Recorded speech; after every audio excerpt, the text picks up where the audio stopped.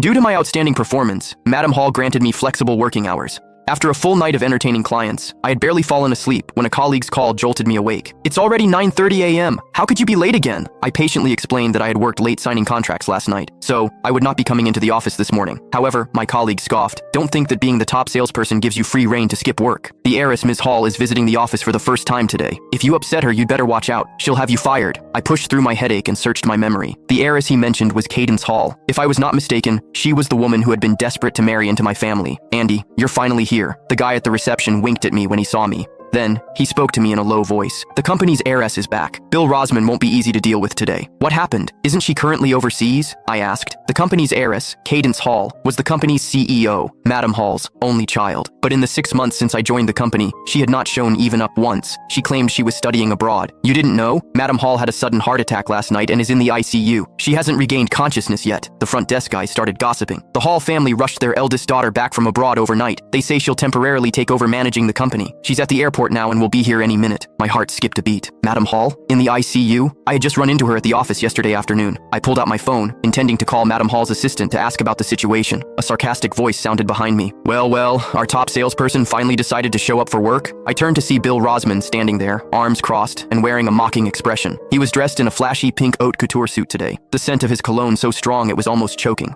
"I thought that since you have signed a big deal, you would ignore company rules now. And you dare show up late on the day the company's heiress is making her first inspection tour? That takes some nerve." When I first joined the company, Bill bragged about being the top salesperson. He would constantly tell me to learn from him as a senior colleague. But in my first month, I crushed his sales figures, both in number of deals and total value. Ever since, he had always made snide remarks whenever he saw me. But before today, it was mostly about young blood taking over the old. This was the first time he had spoken so ruthlessly. I could not be bothered with him and turned to find a quiet spot to make my call, but Bill stepped right in front of me. "What's this? Are you feeling guilty? Are you trying to run away?" His gaze fell on me, and suddenly his voice rose sharply. "Oh my, you actually dressed up like a proper person? What's this? Did you hear the heiress was coming today and decided to try to charm her?" The air around us instantly grew still. Every pair of eyes in the room turned to stare at me. Bill's words were loud enough to draw the attention of colleagues from other departments passing by, who stopped in their tracks. I had been at the company for half a year. Usually I dressed in business casual attire. Last night I had been busy with social engagements and slept late, looking a bit haggard, so I changed into a sharper suit to perk up my appearance. Through Bill's words, this became a calculated attempt at seduction. "Bill, if you can't control your mouth, you might as well donate it." His face instantly turned red. "Who do you think you are, talking to me like that? I can see right through your ulterior motives toward the heiress." I replied coldly. "Why are you being so nosy? Mind your own business. What I wear has nothing to do with you."